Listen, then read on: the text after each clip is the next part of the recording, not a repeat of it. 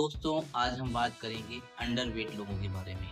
जी हाँ, अंडरवेट वो लोग होते हैं जिनका वज़न उनकी हाइट और उम्र के हिसाब से कम हो। ओवरवेट के बारे में सब लोग कंसर्न होते हैं, वो लोग चाहते हैं कि उनका वज़न कम हो जाए।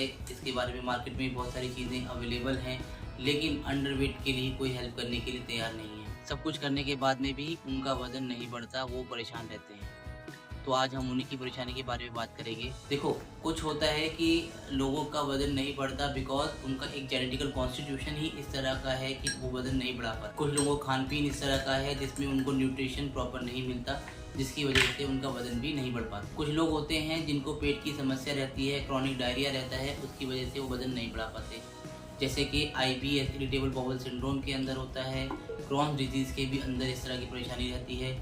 एक समस्या है जिसे हम लोग कहते हैं, तो ये सारी चीज़ें जुड़ी हुई होती हैं और इसकी वजह से पेशेंट के अंदर बहुत सारी कमियां आ जाती हैं। जैसे कि आपने देखा होगा कि उसका अपीयरेंस वीक हो जाता है, स्किन डल हो जाती है, हेयर फॉल होता है, बोन्स वीक हो जाती हैं, बोन्स ब्रिटल हो जाती हैं, कमज़ोर रहती हैं, जिसकी वजह से वो ठीक नहीं हो पाता। आप हाइपरथायरॉयडिज़म भी एक कारण है जिसकी वजह से आदमी का वज़न नहीं बढ़ता, उसकी एक्टिविटीज़ ज़्यादा होने की वजह से उसका वज़न नहीं बढ़ पाता। तो ये सारी चीज़ें हैं जिसकी वजह से आदमी अंडरवेट रहता है। अंडरवेट होने की वजह से उसे बहुत सारी परेशानियों का सामना करना पड़ता है, क्योंकि उसकी इम्यूनिटी वीक है, तो बार-बार किसी भी इन्फेक्शन से वो जूझेगा, बार-बार कोई भी इन्फेक्शन उसको आएगा तो वो उसकी वजह से परेशान होगा और उसको ठीक होने में भी टाइम लगेगा। उसका हेयर फॉल होगा, उसकी जो मेमोरी है वो वीक होगी, वो समझने में उसको क्षमता कम रहेगी। कोई सर्जरी अगर उसकी होती है तो उसके बाद उसकी रिकवरी में उसको डिले होगा। ये सारी चीज़ें अंडरवेट लोगों के साथ उनको झेलनी पड़ती है। तो ऐसा क्या किया जाए कि जो वज़न कम है उसको बढ़ा सके? बहुत सारे लोग बहुत सारी चीज़ें करके देख चुके हैं, उनको उसमें फ़ायदा नहीं होता, इर्रिस्पेक्टिव कि वो अच्छे से खाना खा रहे हैं, तब भी उनका वज़न नहीं बढ़ रहा। तो उसमें हम लोग कुछ होम्योपैथिक दवाइयाँ हैं जिनको हम लोग डिस्कस कर सकते हैं। लेकिन उससे पहले हम लोग बात करेंगे डाइट के ऊपर कि डाइट कैसी होनी चाहिए। पहले तो हमें अपनी डाइट को बैलेंस डाइट बनाना होगा। जो हम खाते हैं हमें उस पे मेज़र करना होगा कि कितना हमने खाना खाया। आपका वज़न का कम करना और आपका वज़न का बढ़ाना दोनों एक ही तरह से हैं, जैसे कि आप बैंक में पैसा जमा करते हैं। अगर आप बैंक में पैसा जोड़ रहे हैं तो आपका पैसा जुड़कर एक बड़ा अमाउंट दिखाई देगा, और अगर आप बैंक का पैसा निकाल के खा रहे हैं तो आप कुछ दिनों में कंगाल हो जाएंगे। इसी तरह से आपकी एनर्जी कैलोरीज होती हैं। अगर आप कैलोरीज को बर्न करते हैं और कैलोरीज बर्न करने के साथ साथ उनको कम खाते हैं तो आपका वज़न कम होना शुरू हो जाएगा। और अगर आप अपनी जो आपकी डेली एक्टिविटीज़ हैं उनसे ज़्यादा कैलोरीज़ को आप अपटेक करोगे तो आपका वज़न बढ़ने की संभावना बढ़ जाएगी। इसके लिए आपको दिन में 3 बार कम से कम खाना खाना चाहिए, बीच में स्नैक्स लेने चाहिए। ऐसी कोई भी चीज़ जिसमें न्यूट्रिशनल वैल्यू कम हो वो चीज़ों का इस्तेमाल आपको नहीं करना चाहिए।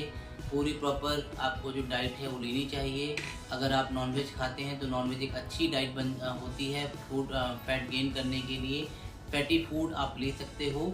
मिल्क जो है, स्किम्ड मिल्क आपने नहीं लेना है, नॉर्मल जो टोन मिल्क आता है वो ले सकते हैं। पीनट बटर आपको अच्छा फ़ायदा करेगा, वो ले सकते हैं। कुछ ऐसे जैसे शेक होते हैं, वो शेक्स आप पी सकते हो जो आपको ज़्यादा एनर्जी देंगे और कम मात्रा में ही आपका जो है वेट गेन होने लगेगा। ये सारी चीज़ें कर सकते हैं। अगर इसके बाद भी वज़न ना बढ़े तो कुछ होम्योपैथिक दवाइयाँ हैं जिनके बारे में हम आपको आज बताने वाले हैं। सबसे पहली जो दवाई हमारे पास है होम्योपैथी में वो है आयोडम एक ऐसी दवाई है जो आपको वेट गेन करने में बहुत सहायता करती है। जब आप अच्छे से खाना खा रहे हैं और उसके बाद में भी आपका वेट नहीं बढ़ रहा है तब ये दवाई अच्छा काम करती है।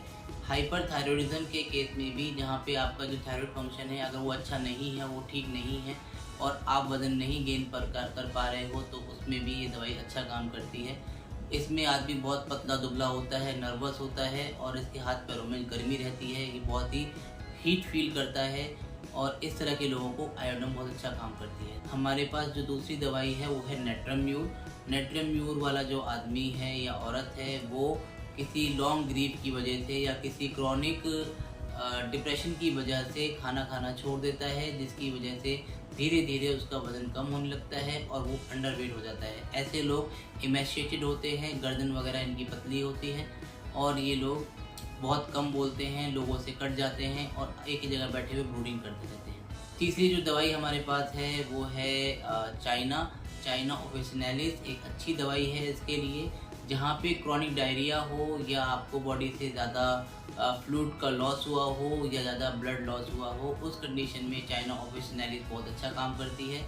ये आपका क्रॉनिक डायरिया को चेक करेगा और उसके बाद में आपकी जो जितनी भी समस्याएं हैं उनमें आपको आराम मिलेगा और धीरे धीरे आप वेट गेन करना शुरू कर जाएं। अंडरवेट होने की वजह से एक और कंडीशन आती है ऑस्टियोपोरोसिस। ऐसी कंडीशन में आपको अगर वज़न भी नहीं बढ़ रहा है और आपकी हड्डियां भी कमज़ोर हो रही हैं, कोई बच्चा जो बहुत ही कमज़ोर है और चलना लेट शुरू करता है, ऐसे लोगों के लिए कैल्केरिया फॉस दवाई है जो बहुत अच्छा काम करती है। और एक हमारे पास दवाई है फेरम फॉस, जिसमें हेयर लॉस है, जिसमें हेयर लॉस होता है।